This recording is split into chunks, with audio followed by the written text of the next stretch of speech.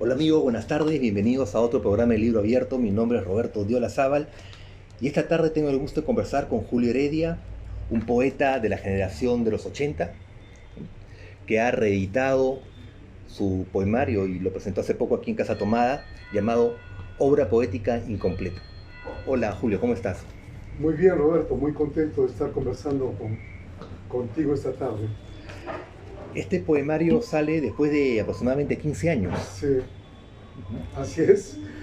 Y todo el mundo se preguntará qué objeto tiene reeditar una compilación poética que además pretendió ser un poco la clausura de mi producción poética, digamos, ¿no? Es decir, hace 15 años yo ya estaba pensando ponerle quizás una suerte de paréntesis a la actividad poética y dedicarme más bien a la prosa, a proyectos de novela que tenía y todo eso, ¿no?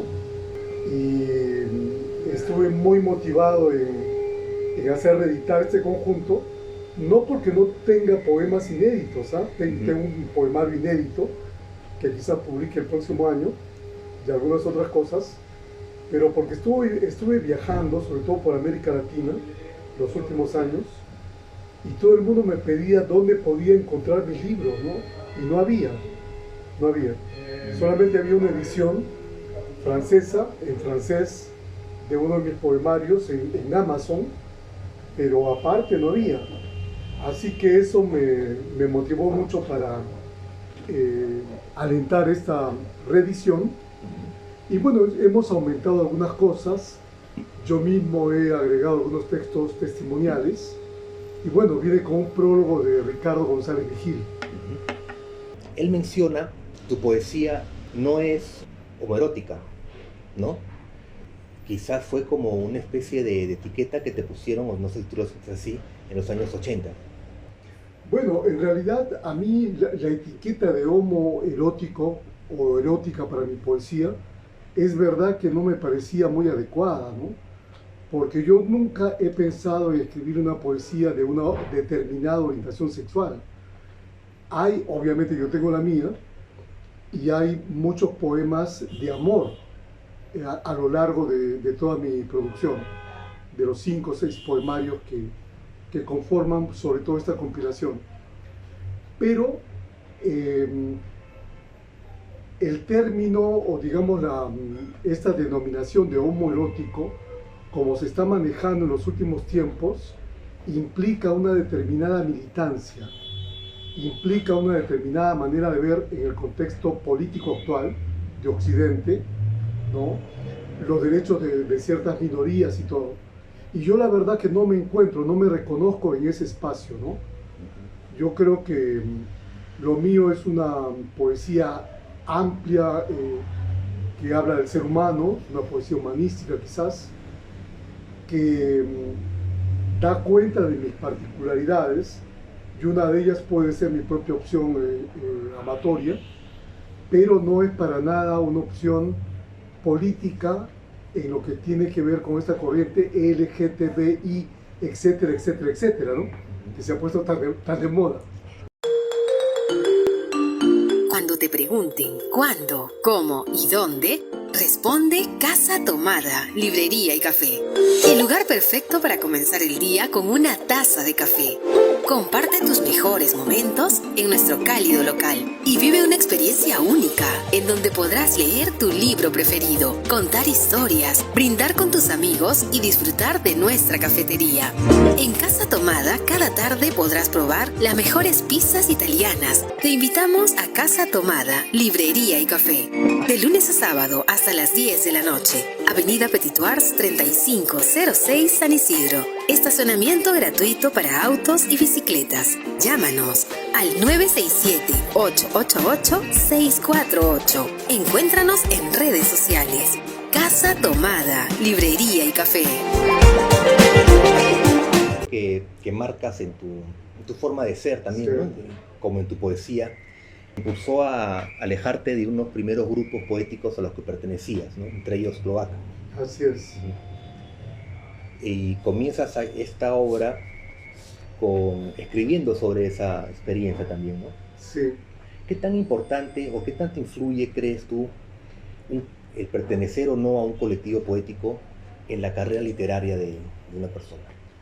Yo creía que no tenía ninguna importancia, pero creo que me he equivocado, porque mira, Cloaca aparece el año 82, tiene un par de años de vigencia, en aquellos años turbulentos, ¿no?, de la sociedad peruana, y es verdad que hicimos cosas que tuvieron mucho más repercusión que la de otros grupos, ¿no?, contemporáneos.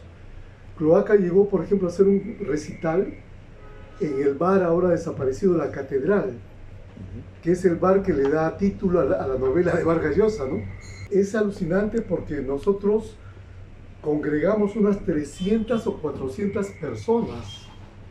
Entonces, en el momento, es verdad que Cloaca logra convocar ampliamente gente de San Marcos, de la Católica, de todo el espectro juvenil que hacía cultura, no solamente poesía, y entre ellos pues el rock subterráneo peruano que comenzaba a emerger, ¿no? Yo no me imaginé que tantos años después la gente supiera qué cosa es Cloaca, pero yo tengo que admitir que es una referencia que cuenta, ¿no?, a pesar que yo había querido obviarla de alguna manera, porque Roger Santibáñez, José Antonio Mazzotti, es decir, los otros integrantes de Cloaca han seguido manejando el rótulo, digamos, y han hecho libros y han escrito desde el punto de vista teórico sobre lo que fue Cloaca, y a mí eso me parecía un poco alucinante, ¿no?, porque yo pensé que la importancia de Cloaca no iba más allá de ese activismo de ese par de años, entre los años 82 y 84, digamos, ¿no? Pero no, todo el mundo recuerda ahora a Cloaca como movimiento. Y no hay ahora, no se están formando nuevos colectivos. ¿Tú cómo ves la movida poética en Lima? Yo veo que luego, en la década del 90, en que yo ya estaba fuera del país, hubo otros colectivos, un poco a imagen y semejanza de Horacero, de Cloaca, ¿no? Pero de toda evidencia no han tenido la repercusión que tuvo Cloaca, ¿no? Sí. Más bien ahora, fíjate, que estamos ya bien entrados en el siglo XXI, me parece que no hay colectivos de ese tipo, por lo menos no son muy... no están en la escena, delante de la escena literaria, ¿no?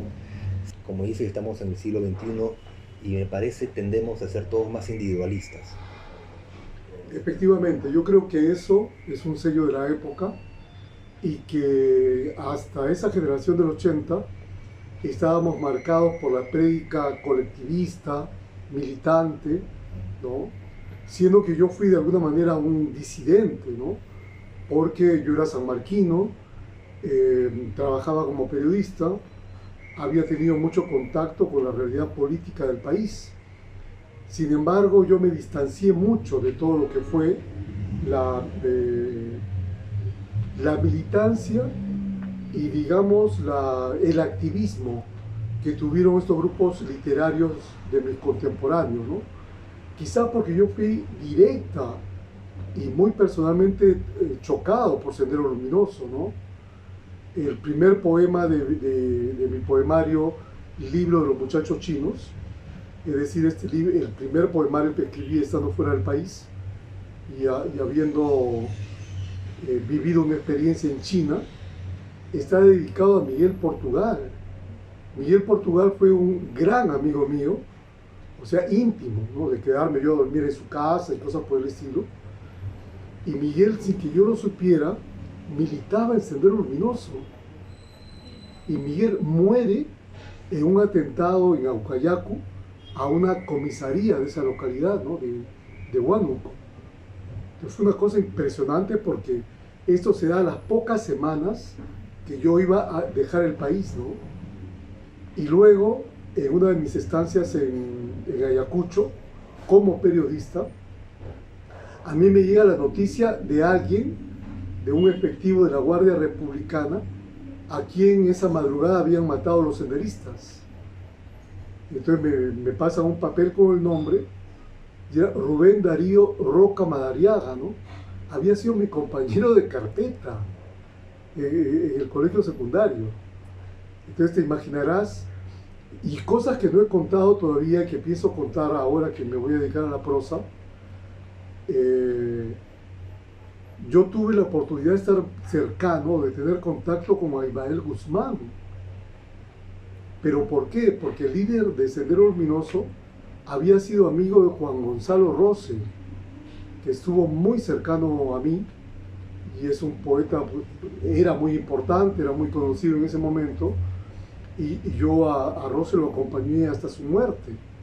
¿No lo viste nunca, Abimael? Sí, justamente.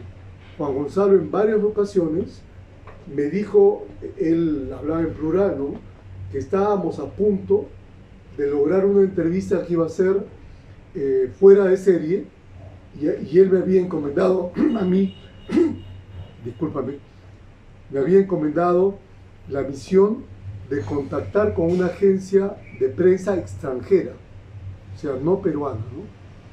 Porque él quería, porque seguramente la coordinación que él había hecho iba en ese sentido también, que fuera una entrevista, pero no para medios peruanos, sino para afuera. Y efectivamente, bueno, yo de alguna manera había estado cercano a France Press, la agencia francesa, siendo que todavía no me había ido a vivir a Francia, ¿no? Pero bueno, las cosas van acelerándose. Rose muere, ¿no?, el año 82, en abril del 82, y finalmente esa entrevista la hace Arce Borja, pero que era un militante senderista del mismo, ¿no? Un señor que tomó el diario de Marca y que luego terminó en Bélgica, donde creo que vive hasta el día de hoy.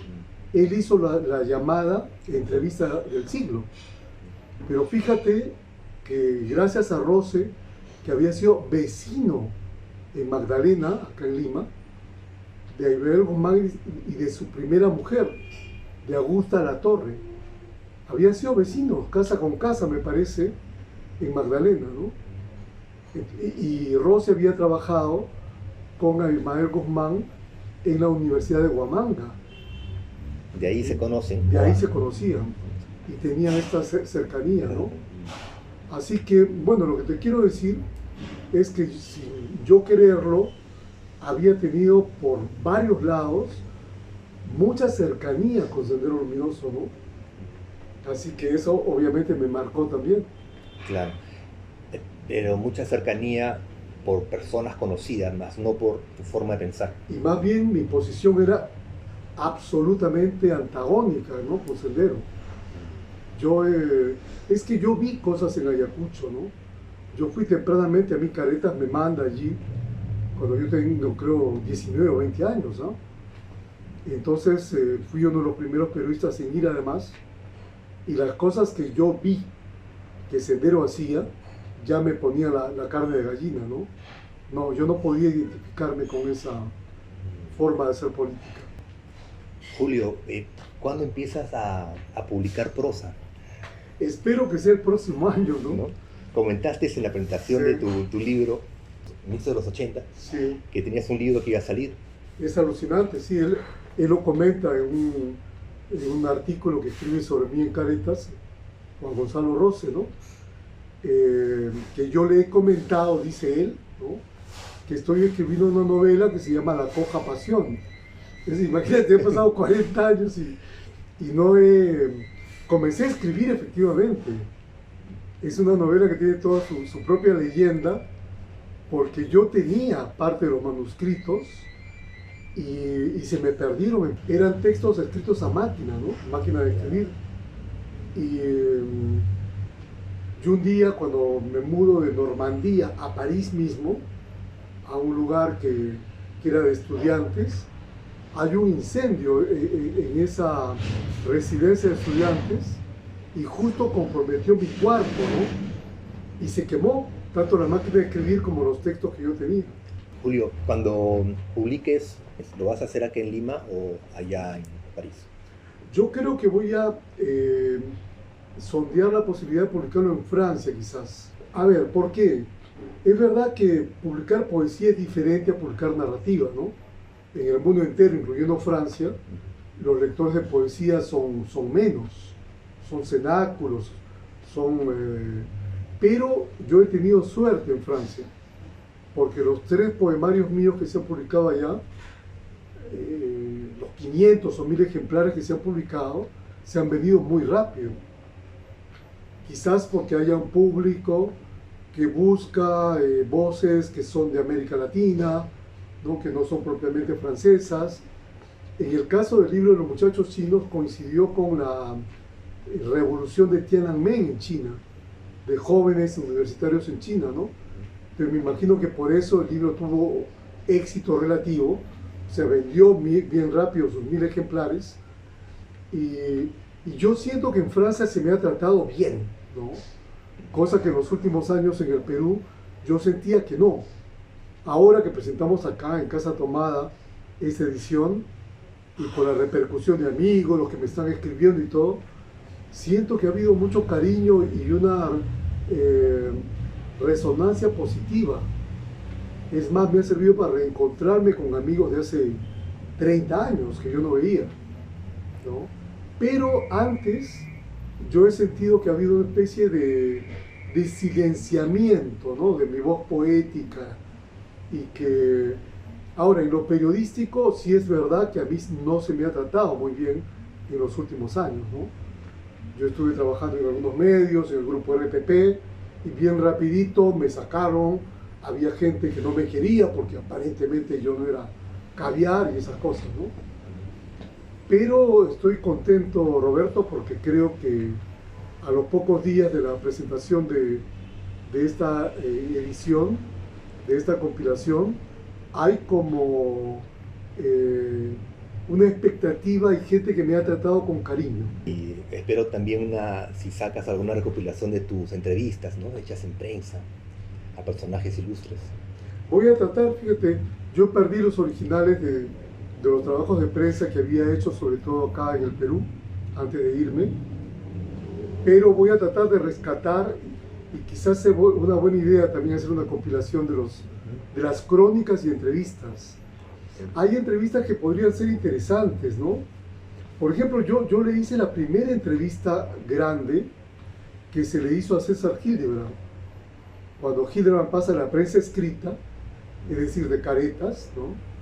Donde sus entrevistas eran famosas, a la televisión. Le habían hecho notitas, pero yo le hice una entrevista de 2 páginas en el diario de Marca. Y recuerdo cosas que me dijo, ¿no? Que 40 años después sería interesante. Por ejemplo, yo me acuerdo perfectamente que él dice que el periodismo es pasajero y absolutamente deleznable, ¿no? Y que en realidad que su proyecto de vida era escribir relatos, ¿ah? Eso me dice Hildebrand en esa entrevista. Bueno, él pasó unos años en España escribiendo Sí. algo, ¿no? Pero no tuvo... Llegó a publicar, pero Ajá. ha tenido mala crítica, y con confianza te digo que algunas cosas que yo leí de él, algunos cuentos, no me parecía lo mejor que se ha hecho en narrativa peruana, ¿no? Entonces quizá la vena de César no era necesariamente la literaria, ¿no? Exactamente. Sino la periodística. Ah. Sí. Julio, te agradezco mucho esta entrevista con nuestro canal Libro Abierto, porque a nosotros nos siguen muchos jóvenes y autores nobles y personas que tienen manuscritos y que pueden interesarse en escribir. Y tú mencionas algo, o te ha ocurrido algo, que me gustaría que trates de explicar por qué, ¿no? Si ya a inicio de los 80 tenías la intención de pasar a la prosa, tenías ahí un material, un manuscrito ahí guardado en el cajón, ¿por qué han pasado tantos años en los cuales no lo hiciste? Creo que hay 2 causas, Roberto. La primera, el hecho que yo prácticamente siempre, desde que salí del Perú, ya antes de salir del Perú y luego fuera del Perú, me he ganado la vida como periodista. Y además un periodista un poco también nómade, porque no es que me haya quedado en una agencia de prensa o en un solo medio, sino que he estado pasando por muchos medios, ¿no? Entonces el periodismo es demasiado absorbente. y te puede llegar a parasitar el tiempo, ¿no? Esa es una de las razones. Ahora, por ejemplo, yo ya no dependo del periodismo. Estoy casi a punto de jubilarme, ¿no? En Francia, entonces ya tendré un poco más de libertad a ese nivel. Y otra de las razones ya más personales es que yo he arrastrado casi toda mi vida con una tendencia depresiva que me ha parasitado la vida por momentos, ¿ah? Que me ha casi anulado. Pero la gente que no sabe bien lo que es la depresión no lo puede quizás imaginar, pero cuando no es tratada y cuando la depresión tú no le das importancia, cosa que yo he hecho en gran parte de mi vida, ¿no? Que dejaba tratamientos o pensaba que era algo episódico, que lo iba a controlar, pero no es tan así. Entonces ahora ya hace unos 5 años, 5 años, que me parece que yo lo he controlado, que sé que no debo descuidarme y todo, ya eso me ha hecho estar en una vida más estable, ¿no? También en lo anímico. Claro. Así que son dos de las razones por las cuales yo creo que no pude tener una disciplina y una regularidad en lo que es la escritura de largo aliento, ¿no? Como es la novela, la prosa. Y esta compañera trágica, ¿no? Que es la depresión, no, a mi parecer, Sí. no ha inspirado muchos poemas, ¿no? No, sí, ¿Sí? yo ¿Están creo ahí? que sí. ¿Sí? Yo creo que hay en el trasfondo En trasfondo. sí, Claro. claro, no, digamos que de manera explícita me parece que no he tratado yo el tema. Claro. Eso no. Quizá me sirva para la prosa ahora, para las novelas que pienso escribir y todo. Pero es verdad que como tema específico no lo he tratado. No lo has tratado. De una manera trágica son bastante bellas. Y te felicito por la reedición que me ha permitido a mí conocer tu obra poética y estoy seguro que a muchos de nuestros lectores también. Y gracias por estar con nosotros en el programa, Julio. Te agradezco mucho y a través de ti, de tu programa, un saludo, como decías, a toda la gente joven que escribe, que tiene motivaciones. Y a propósito, la noche de la presentación aquí en Casa Tomada, conocí a algunos jóvenes que habían venido, ¿no? Y que tomaron contacto conmigo, que me han hecho parte de sus inquietudes, de poetas un poco en ciernes, ¿no? Sí. Sí. Muchas gracias, Julio. A ti.